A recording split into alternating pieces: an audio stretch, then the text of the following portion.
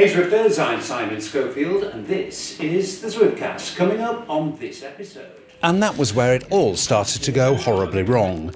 A big mechanical for the Zwiftcast, as the main mic recording us three failed, which, as you can hear, produced audible but somewhat painful sound. Summer, which was 43 degrees Celsius in Adelaide, so 106, 108 Fahrenheit. And ain't nobody got time for that. So a slightly different format is forced upon us this episode. Still lots of Zwifty features, but not quite so much chat, which is a shame because the person who's with me and Shane is Charlie Eisendorf from Zwift, who was a terrific guest co-host in Nathan's absence. Sorry it all went wrong, Charlie. We will try again. Here's what's coming up this episode. We have the launch of Zwift Run and a brand new colour for the platform. Well, part of it at least. All the latest on the extraordinary rocker plate revolution. And blimey, there's another Zwifty podcast being launched. So let's get straight down to Zwift business. Shane and I were in New York for the official launch of a brand new sport on Zwift. Running's been around a bit, but now it's no longer beta. It remains free, but it's a big step forwards for running. Here's what happened in New York. Pink is the new orange. The launch of Zwift Run was bathed in a rosy glow as a second sport was officially added to the platform. The tint played hell with Shane's social media pictures. The lighting in there, I could not get my selfies correct. I've got to go back to Instagram and all correct my video. Actually, on the big camera it was fine. On the small cameras, yeah, it's very, very bright and very loud in there. That small matter aside, this was a big night for Zwift, and there was a full turnout of the company's big bosses, with CEO Eric Min and the game's inventor and run evangelist John Mayfield on hand to speechify and glad-hand the invited audience, which included Zwift Insider Editor-in-Chief Eric Schlange. Did you get a kind of palpable sense of excitement in the room, or was there bafflement? Did people kind of understand what they were seeing, do you think? I thought it was funny when John Mayfield came up. He was, I think, the last guy to talk, and said, well, we haven't really explained what this actually is yet. And I thought, yeah, that's right. That's probably where they should have started. Said, here's everything that Zwift is, because I do feel like there's a lot of people in the room who don't really know. So yeah, I think there is maybe a little bit of a sense of bafflement, a little bit of sense of what is this really about? And then there's the veterans walking around like you and me who go, oh, I know what this is about. This is a huge community, and this is just going to make it bigger and expand it even more. And that's exactly what it's about. Zwift's research indicates that there are more treadmills than turbo trainers, certainly in American homes. Some may be clothes horses. The gamble is that the Zwift recipe that's proved so successful for cyclists can be replicated for runners. But it does look to be a very, very large market to go at. Yeah, I think it's a big market. I think running has a very low barrier to entry. It's that really simple sport. I think that's going to be maybe the biggest challenge, is getting runners to go from, hey, I always run outside, I don't do anything with technology, to, yeah, I'm willing to snap this foot pod, which, you know, I've never even heard of a foot pod. What does that do? I'm willing to snap that onto my shoe, run indoors. There's going to be a lot of runners that just aren't willing to do that. But Zwift is convinced there's enough who will. The company will use ambassadors like triathlete Lionel Sanders to sell the story to runners. He's utterly convinced it can work and that anti-indoors mindsets can be changed. I mean, if a runner's already running on the treadmill, that's usually the big difference, right? Is in running anyway. Is some runners are like, I am so anti-treadmill, I will never run. I would rather run out in -20 than ever run on a treadmill. And quite frankly, I just think that that's more that attitude, because I was one of those people about 5 years ago.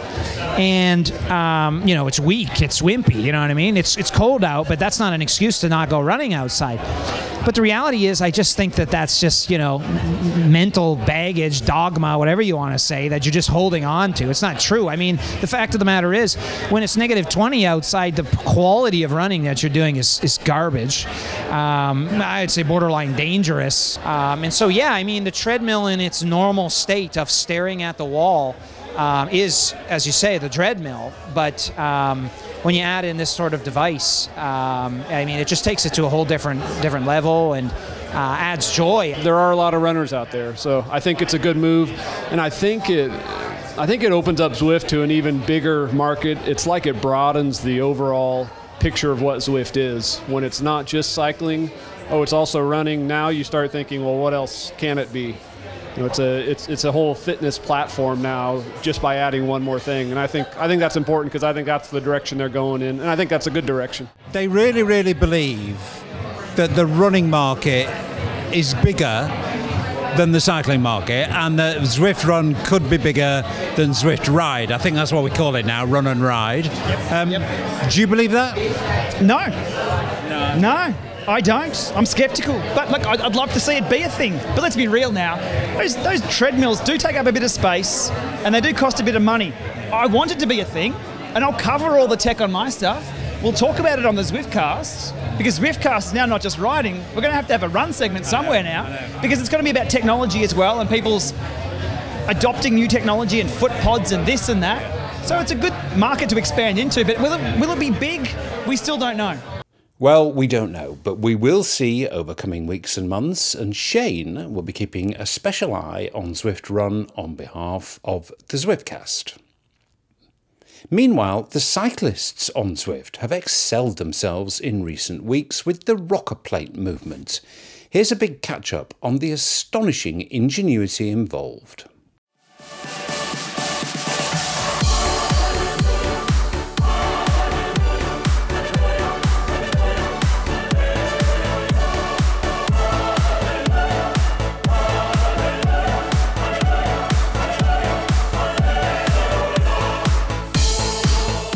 What have you started? A little bit of a movement, it seems like. Definitely starting to pick up some steam now. Not so much a movement as a phenomenon. Rocker plates are everywhere, with their own Facebook group and DIY designs sprouting like mushrooms in the darkness.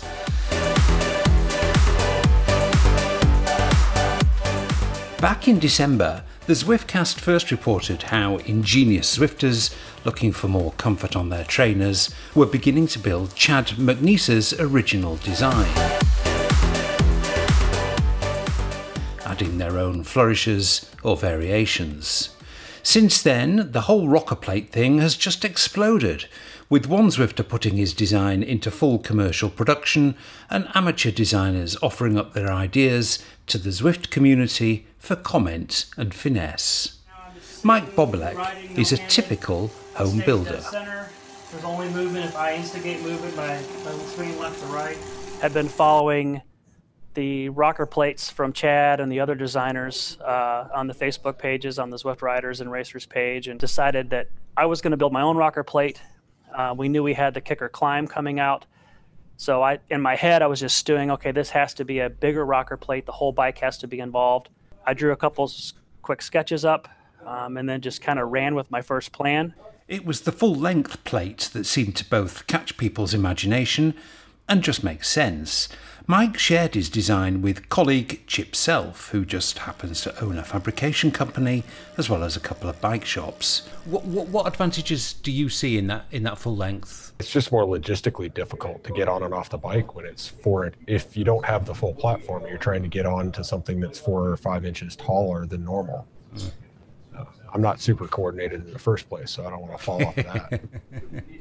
And do you think it gives a better overall feel? I think it does. I mean, if you look at it from an engineering standpoint, the pivot points are different. So if the entire platform moves and the bike moves on the platform, then you have a consistent pivot point from front to back. If the trainer is pivoting, 2 inches lower than the front tire, then they're gonna react differently. The other big recent development seems to be an emerging consensus around the best way to pivot the plate, with the favoured design being the use of a shaft and pillow or cushion bearings. Rocker pioneer Chad approves. I think that's a great use of that tool. I went a different route with mine, mainly because I was trying to just make something that was very easy for other users to get access to. But the pillow blocks are actually really nice because they're a ready-made package and just work very nicely once you get it all put together. One Zwifter, Martin Speed, has gone even further,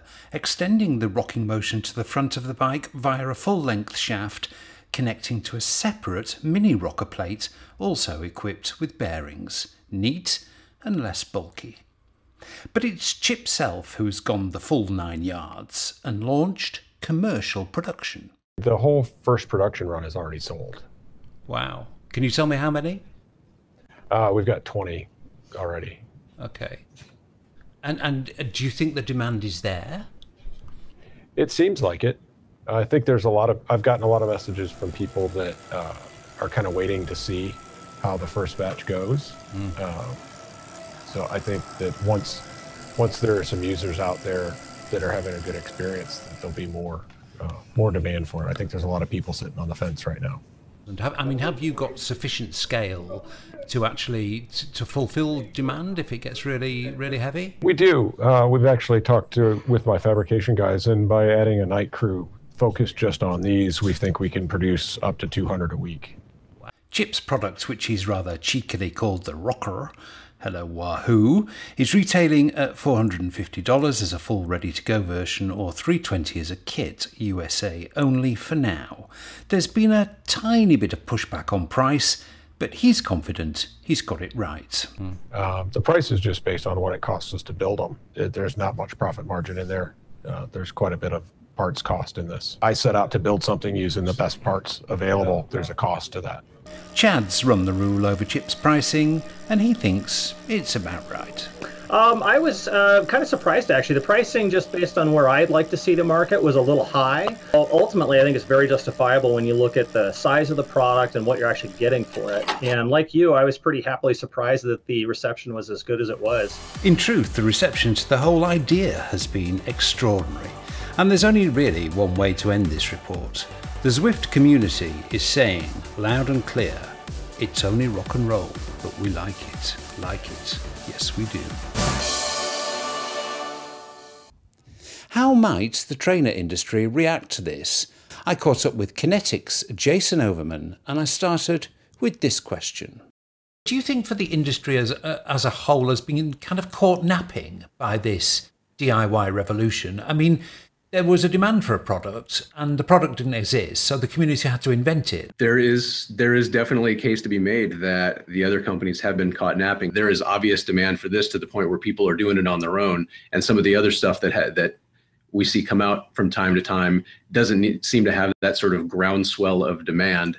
So yeah, I would say that's fair. The growth of this DIY movement around rocker plates is really not a big surprise to us. It's more comfortable to ride your bike inside when it can move the way it's supposed to. For me, it just feels like riding is supposed to feel. It's more comfortable. I can ride longer.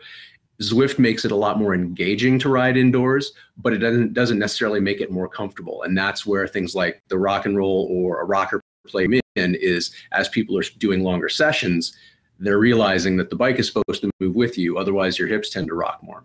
Well, great sales pitch, as we would have expected. I know you're not a lawyer, but we do know that Kinetic holds several patents around the movement of a static bike trainer. I mean, do you see you holding those patents as being a barrier to other companies making something that enables a bike to move from side to side with a separate accessory? It may be. I am really hesitant to jump into what other companies' lawyers think and how they're approaching that. I would be surprised if other companies weren't looking into this sort of thing just because of the growth of this movement, and they see opportunity. Every company wants to make what their customers want to buy. Because there's this general kind of consciousness raising of the benefits of movement on a static trainer. Do you see an uptick in sales? Yeah, we have. It's actually, we've been talking about this a lot lately. So we have a pretty good track record of about a decade of sales with the rock and roll and how that sells relative to the road machine. And the rock and roll smart control, the electronically controlled one, is selling well above that ratio. We're actually out of the rock and roll smart controls right now. Great to talk to you and get that kind of whole industry overview, or at least from your bit of the forest. Thanks very much indeed for your time. Thank you as well. Anytime.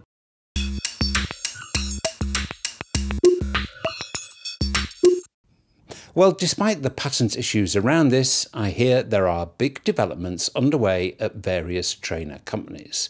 I hope I can bring you more solid news on this soon.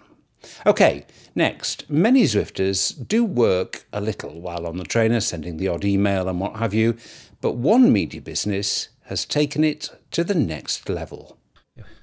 Welcome to Neal Rogers, Editor-in-Chief of Cycling Tips. Cycling website seems to be doing really, really well. And the site's about 10 years old, but has really taken off in the last 4 or 5 years.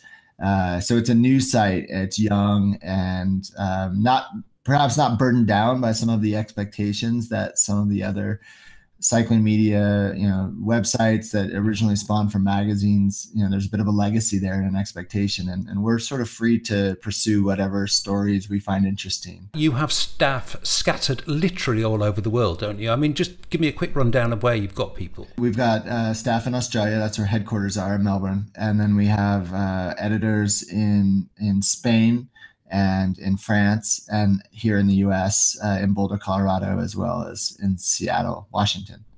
I mean, the thing with remote working, I mean, it's great. It's the modern way. It kind of works. It's really good for people. But that kind of esprit de corps and that camaraderie you get from an office, it's hard to recreate that. But you have kind of found a way of sort of doing that. Tell us more. Something is lost in the ability to just sort of bounce ideas off of one another and have discussions and collaborate.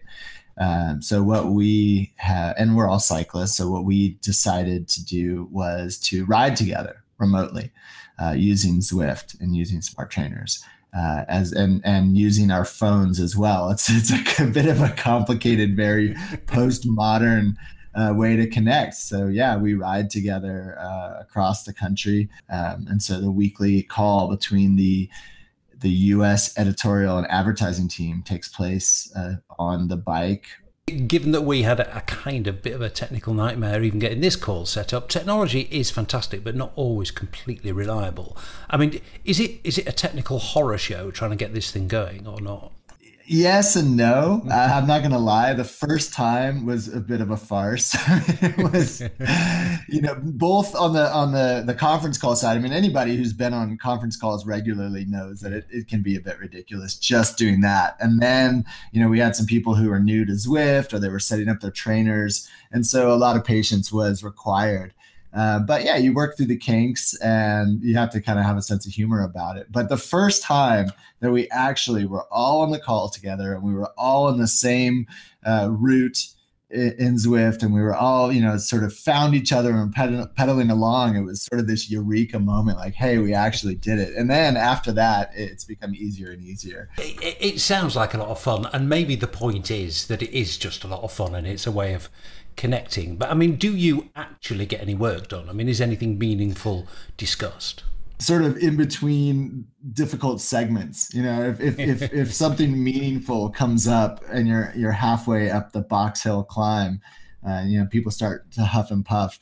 It's sort of like, okay, we'll talk about that on the descent. And for anyone who works in an office where lunch rides are normal or part of the routine, it's sort of the same. I mean, you talk shop a bit on the rollout or the ride back in, and then there's a part of the ride where it actually gets difficult. And there's just like any group ride. I mean, there's moments on any group ride where there's not a lot of discussion. So it's the same that way. You don't walk away from something like that with a sheet full of notes. But I think it's somewhere between, maybe equal parts workout, bonding experience, and productive meeting.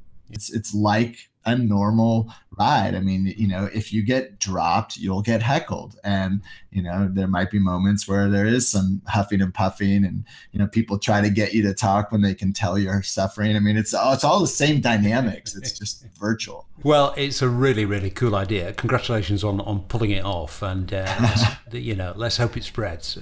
Great to talk to you. Thanks very much for your time, Neal. Yeah, thank you. I wonder if that could catch on with companies now so keen to promote the well-being of their workforce. It just might. Okay, well, we have a new Zwift-related podcast. Well, they do say imitation is the sincerest form of flattery. Hello, everyone. Welcome to Zwift Coaching Podcast number 1. Wait, that's not me. That's not Shane. That's not Nathan. Who are these podcasters? My name is Matt Rowe. I'm the founder and a coach at Rowe & King. I've been a keen Zwifter for the last 18 months or so. Okay, who's that other bloke, top right? Coach Hendy, Greg Henderson. Hello, Greg. I'm currently the performance manager and track endurance coach at the USA Cycling. However, prior to that, I was a professional cyclist for 15 years in the World Tour. I'm a 5-time Olympian, former world track champ. Obviously knows his stuff. What about dude number 3? And we're also joined by Jordan Rapp of Zwift. Been working there since end of September of 2017. Prior to that, I was a professional long course triathlete for about 12 years. Was the 2011 ITU long distance world champ and 6-time Ironman winner. Okay, I see how it is. These three, unlike me, Shane and Nathan, actually seem to know what they're talking about. And they're going to be talking about it to you on the new Zwift Coaching Podcast, which is going to be available around once a month and will be tied to Workout Wednesday. So what can we expect? And I'm filling in for him. Well, here's Jordan with a handy little explanation of how the rubber band feature on workouts actually works. I have done. We bump everybody's drag coefficient way up. So essentially, if you get to the front of the group, it would be like, you know, you're riding into a massive headwind. And then the draft benefit from that is also would then be quite significant. So this is all behind the scenes. And then also we alter your weight a little bit. So all of the riders are heavier. This is why you'll see that the speeds in the group workouts are quite a bit lower. Some people complain about that, but we also, I think it's important for people to remember that we have tried to bias it to be slower so that when we have athletes who come in who are novices, we've actually gotten some reports where people have said, you know, this is way faster than I'd ever ride. So I think we need to remember that there are people out there, you know, who might have an FTP that would be, you know, 150 watts, something like that. You know, they're just starting. And I think it's easy to forget that after you've been. Interesting stuff, Jordan. But actually, this is not a podcast about tech. It's a podcast on coaching. And much of the chat will centre on coaching. Tips, tricks, myths, methods, techniques. All of that coach porn that people love to revel in. So today's podcast, we're going to look at training phases, the kind of the concept of what is a training phase, you know, how does it all piece together. You'll do anywhere from 15 to 20 minutes of really low cadence, 50 RPM to 60 RPM, but you don't actually hold on to the handlebars. You just basically rest your hands on the handlebars, and you have to really concentrate on a fluid motion of pedaling. And it honestly feels like your hamstrings are about to drop off the bone there. So that would be different. It's interesting to see how we've had some of these tools. Like we basically built the ramp there as an easy way to do warm up and cool down, but a lot of coaches have repurposed these ramps for short efforts, you know, other kinds of. So lots of useful coach chat in the Zwift Coaching Podcast, available on Workout Wednesdays and soon to appear in game as well. But if there's only room for, I don't know, say 2 podcasts in your life, well, you know what the other one's going to be. That's it for this one. Sorry about the format change. It was unfortunate. I hope it didn't spoil your enjoyment too much. Shane, Nathan and I will be back in a full flow for the next episode. All that remains to say is the customary thanks to Zwift for supporting the podcast, and a reminder that all the views we express are ours and all ours, and we don't get told what to say. We hope you enjoyed watching or listening. See you next time.